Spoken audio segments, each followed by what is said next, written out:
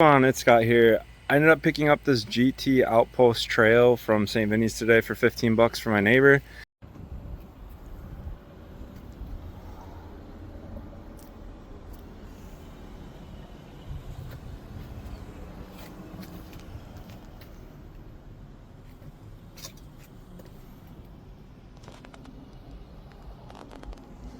So we're gonna run through what's wrong with it. So first off, the grips are disintegrating. That's not ideal. The rear trigger shifter is working. The front trigger shifter is completely seized. This isn't seized, so hopefully I can get that all ungunked. The seat post is not seized. That's why I bought it. If this was seized, I would have just walked away. There's some sticker adhesive I have to clean off. This front reflector is bent. I can bend this bracket back. What else we got? The drivetrain is rusty and needs some lube for sure. I did test the shifting, it works. The brakes work. And then overall it's just pretty dirty, so we're gonna hose it down, give it a nice bath. There is rust, there's surface rust everywhere, which I don't know. I could restore this, but it's gonna be his like daily ride to work and back, so I mean, I don't think it's the end of the world that it has some surface rust. The other thing is the kickstand is all loose. Tires are in good shape, rims are in good shape. They're nice and chrome, made in Belgium. Those are really nice. Chrome, no pitting. If anything, the wheel set would be nice to keep. Yeah, well, and then the seat has some tears in it. I'm just gonna color that in with black marker or paint marker, and then it should be all good to go. So I have a deadline. He gets out of work at 7. I want this done so I can get him this so that he has a reliable form of transportation to get to and from work. I gave him a giant Quasar road bike that ended up getting a flat tire today. I don't think he'll get any flats with just regular mountain bike tires, theoretically. I don't know how he got a flat with the Quasar because it had brand new tires on it. These are Maxxis tires, pretty nice tires if you ask me, and they're in good shape. So no dry rot or anything. They should hold up well for him. And yeah, so let's get to it. I'm gonna figure out what hose nozzle to use. I have this little thing to help me wash it, and I gotta turn the water on quick.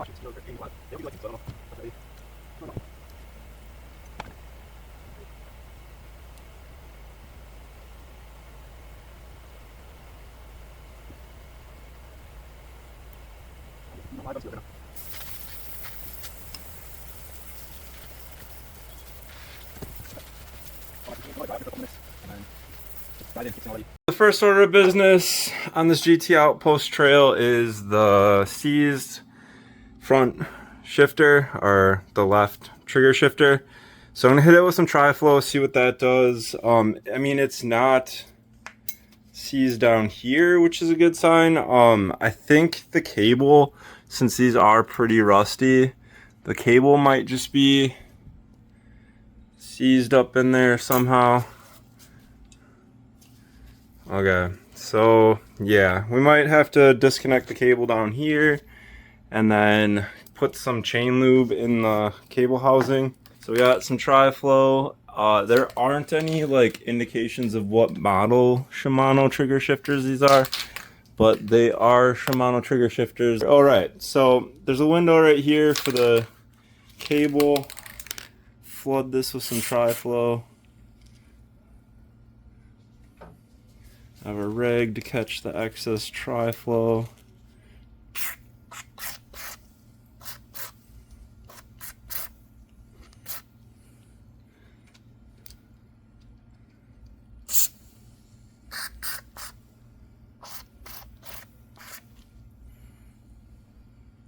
We hit that with a healthy amount of tri-flow.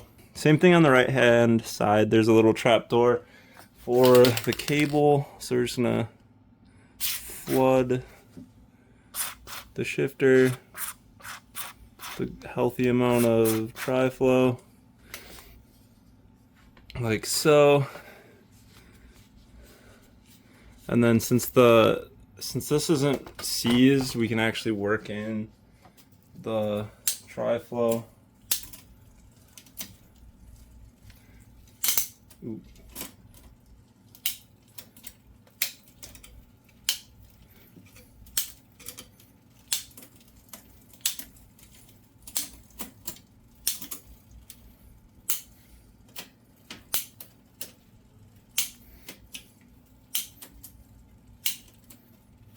Nice, okay, so that's working very nicely. Okay, now it's nice and lubed, so we don't have to worry about it. Ooh, the one that's seized, it is, yeah, definitely seized. It's not really doing anything. So next step in this procedure is to disconnect the cable down here. So there's no cable tension affecting the shifting potentially. Yep, it's a 5 mil. So go counterclockwise with it. Right, she's on there pretty tight. And then, so with that disconnected, you can see if cable and housing is seized. See if this is, oh yeah, that's a seized in there. If you ask me, I don't, wow. So this cable is like hella seized in there. Oh hey, the cable's actually coming up. Oh, there we go. Okay. So she's unseized now. Took a little bit of persuasion. I'm gonna put some chain lube down the cable housing to prevent that from getting seized in the future. All right, so it's coming out the other end. Good news, good news. She's not seized any longer. Let me attach this and see if we can get it to shift into gear. Let's see. Make sure that's all fine and dandy. I think since we're putting lube and stuff, I'm gonna disconnect this brake, and then we're gonna drip some chain lube into here, potentially. Okay. So we're gonna get a little bit of chain lube into this guy. Got 25 drops of chain lube in there. Okay, this should definitely help. And do the same thing for the rear. Since we're finagling, we're fussing with the cables. That's nice and lubed up now. Do the same thing for the rear brake cables and housings, so we get some good braking. Okay, we got this disconnected. Hoping I can just squirt a little bit of chain lube up in there. Just gonna go from the back side, maybe try to get a little bit in there. So we're gonna drip some lube in here.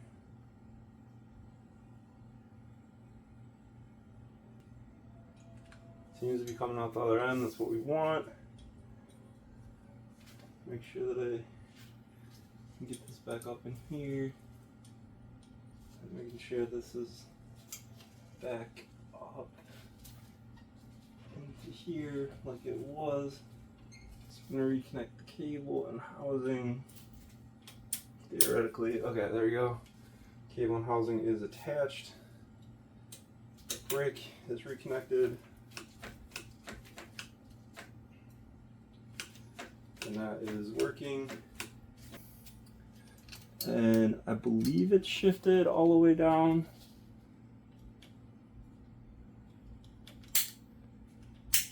Okay. Now it's shifted down to 1, and I think That is the lowest gear. Got the needle nose. We got our Allen wrench, 5mm. If you guys guessed that, you were correct. So just want to tighten on this bolt here.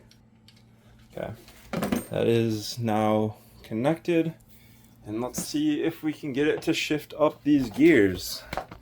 That is our goal, is to get this thing shifting again. So, yeah. Heck yeah, we fixed it.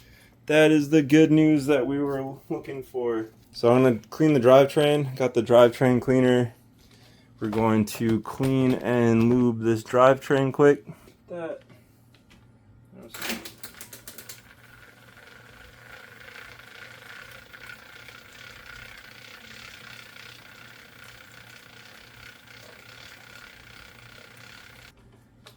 Nice and soapy.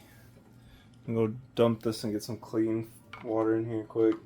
So I'm gonna rinse the chain with clean water. I do this about 2 to 3 times depending on how dirty the chain is.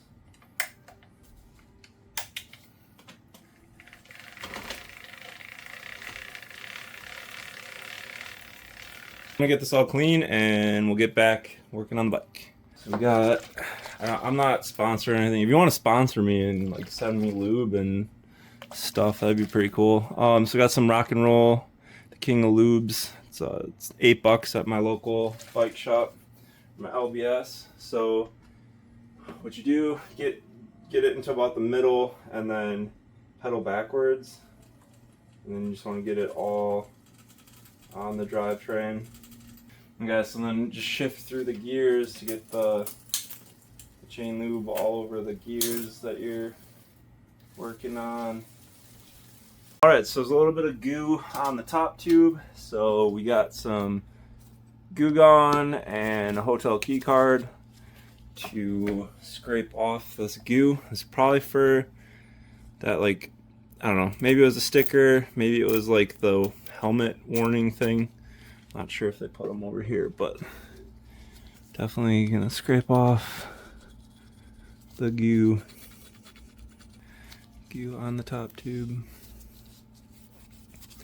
Alright, so now it's nice and clean, looking nice and fresh. I like it. Heck yeah. I'm gonna touch up a little bit of the paint. So I have a Tester's model paint marker. Just gonna touch up this gouge.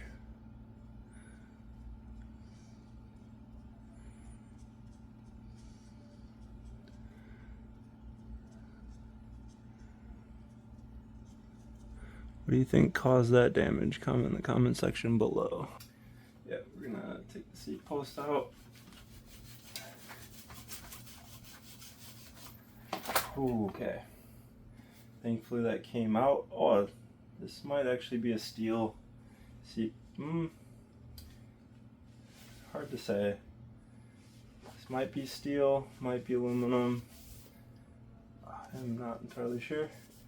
All I know for sure is it's getting some Never Sees, some anti-seize lubricant.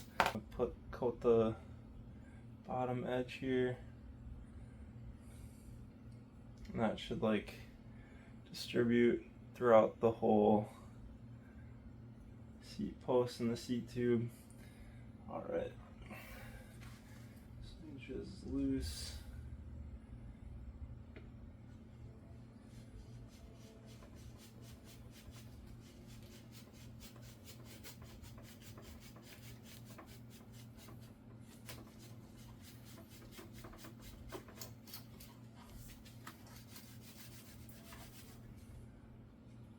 Okay, so it should be good. I might have to, oh here, okay, I'm gonna take this off and put a little bit of Never Sees on that as well, because we got this steel seat post clamp. So this steel thing and this aluminum thingamabob. I'm gonna put a dollop of Never Sees on these threads. A little bit, just a little bit. Just a dot, not a lot. Okay,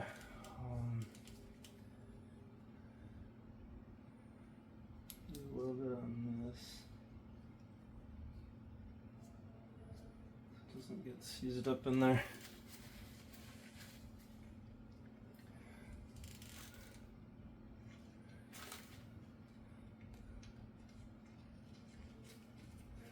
So I think we're good.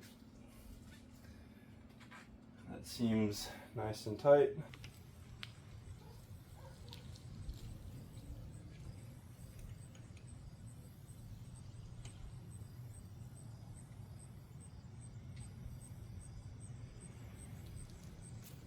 Okay, so the front brake looks good.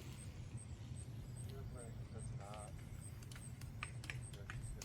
So after the first test ride, the brakes aren't like the front brake works well. The rear brake does not work really at all. I mean, it works a little bit, but it's not working as well as the front brake. So we're going to remove the pads and then sand them down and hope for the best. I really hope this doesn't fall. Okay. Yeah, that's pretty glazed. I'm gonna use my little dental pick and then pick out some of that aluminum that's stuck in there. Alright, so I have this dental pick and I'm just gonna pick out the big chunks of aluminum, like that one.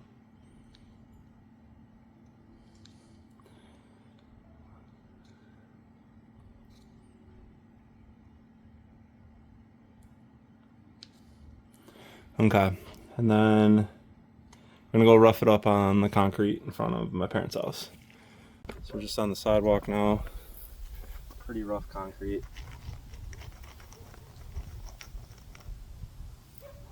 Getting rid of all that glazing. The pad's nice and glaze free now. I'm gonna wipe it down with 91% isopropyl alcohol and get it back on the bike. Alright, so I just got back in from the sidewalk, no more glazing. I'm just taking the 91% isopropyl alcohol and paper towel and cleaning that up. So for good measure, we're going to take a Scotch-Brite and rough up the braking surface on the rim. Starting with the Schrader valve, so we know that we're getting completely around the rim. So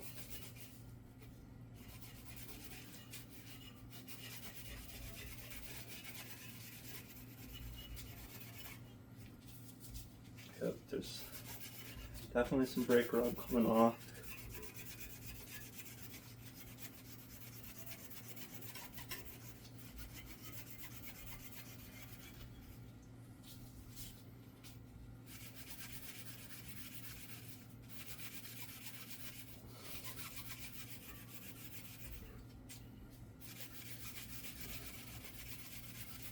Alright, so we got completely around the rim with the Scotch-Brite, and we're going to take some paper towel and 91% isopropyl alcohol.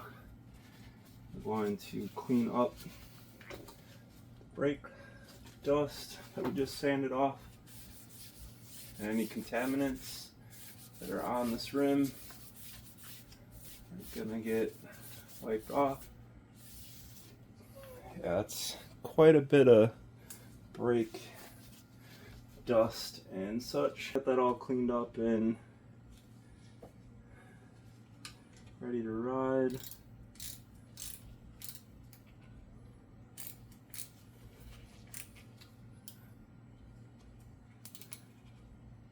That's it.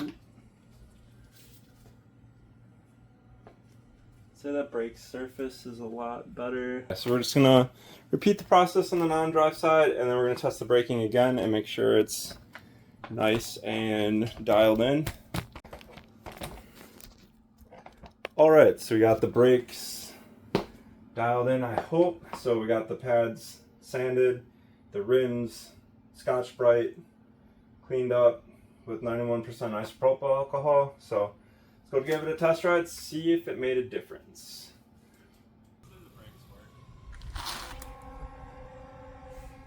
All right, let's go. We're gonna replace the grips. So I got these new silicone ones off Amazon.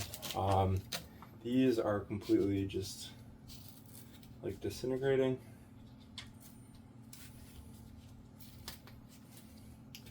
Yeah, wasn't much left of a grip. Whoa, that's interesting. There's like a liner for the foam grip. So this is like a grip liner. Never seen that before. We're gonna just put a good helping of rubbing alcohol on all this, and then you just slide the new grip on. Oh, nice, and yeah, there you go. So then moving on to the other side. Peel off the ripped grip. Okay, I think I broke it free. There we go. Okay, so I have now spare inner liners for foam grips. Interesting. Didn't know that was a thing.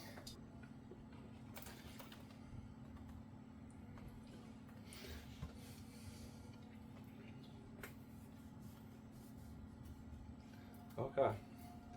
Nice. So the bike is finished. We got new grips on it. I straightened out the bent reflector. I also cleaned off the goo on the top tube. Cleaned up some of the big chip marks in the paint with a paint marker. Got the front shifter unseized. That was the most important thing. So the front shifting is dialed in. Rear shifting is dialed in. Brakes are dialed in. So it's ready to ride overseas on the seat post and on the seat clamp so it doesn't seize up. And I also tightened the kickstand, so the kickstand's all tight and everything. And I'm gonna go give this to my neighbor. Was this Outpost trail worth fixing up? What do you guys think? Comment in the comment section below.